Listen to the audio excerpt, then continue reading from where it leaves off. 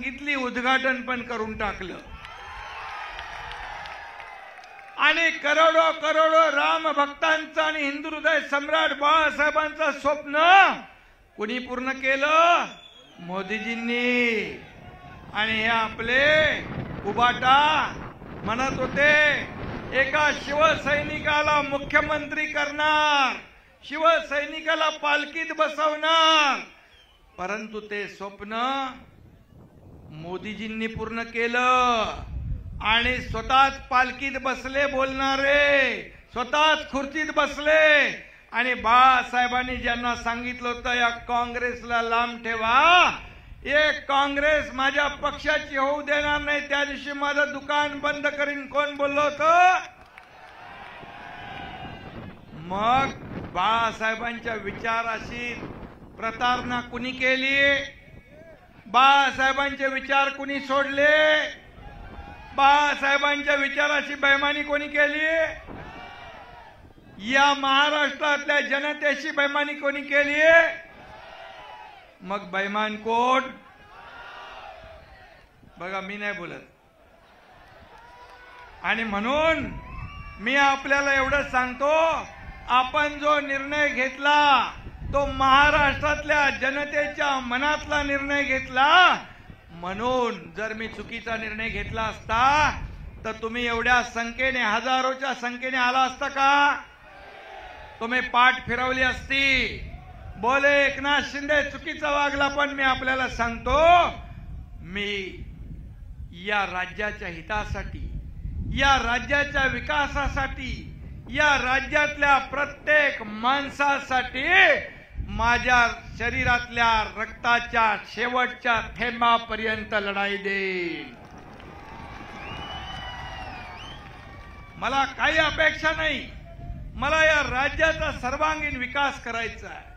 आणि म्हणून माझे सहकारी देवेंद्रजी, अजितदादा, आमचे सहकारी मित्रमंडळात, मंत्रिमंडळात सहकारी, आणि आम्ही सर्व आमदार या ठिकाणी काम करतोय। आणि म्हणून आज मी सुभाष ठाकरे साहेबांचं मनापासून धन्यवाद देईन की त्यांनी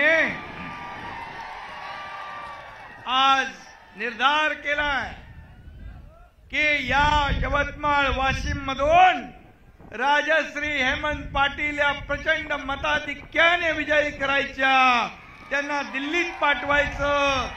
आता त्यांच्या साथीला भावनाताई, मी मगाशी सांगितलं भावनाताई आहेत, एवढं मोठं काम कुठे गेलं बाबा? ते एवढे काम, 3-4 कामं त्यांनी या ठिकाणी केलेली आहे। एवढे 3-4 पानं, ही कामं बोलताय आणि आपलं काम बोलतंय।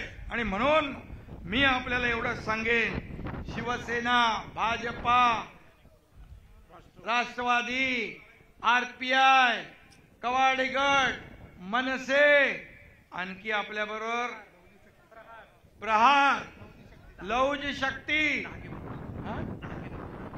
ढाके परिवार, सगळे, अरे आपली पुरी ताकद मोठी आहे। आणि आपले आमदार लखन मलिक असतील, आपले सगळे मदन हिरावर आहेत, आणखी पाटणी आहेत, आणि कोण आहे?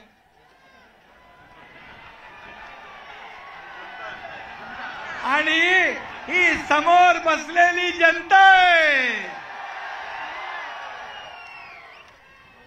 आणि म्हणून संजय राठोड आहे ना बाबा, तो पाठीचा आहे माझा उभा।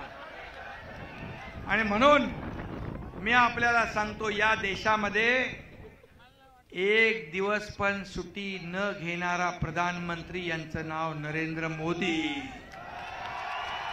10 वर्षात एकही सुट्टी नाही, पूर्ण जीवन समर्पित केलं। अरे गरिबी हटाओ, गरिबी हटाओ, काँग्रेसने म्हटलं, गरिबी नाही हटली, गरीब हटला। पण 25 कोटी लोकांना दारिद्र्य रेषेच्या वर, गरिबीच्या वर काढणारा आपला देशाचे प्रधानमंत्री नरेंद्र मोदीजी। 80 कोटी जनतेला मोफत राशन देण्याचा निर्णय मोदीजींनी घेतला। 3 कोटी लोकांना घर देण्याचा निर्णय घेतला।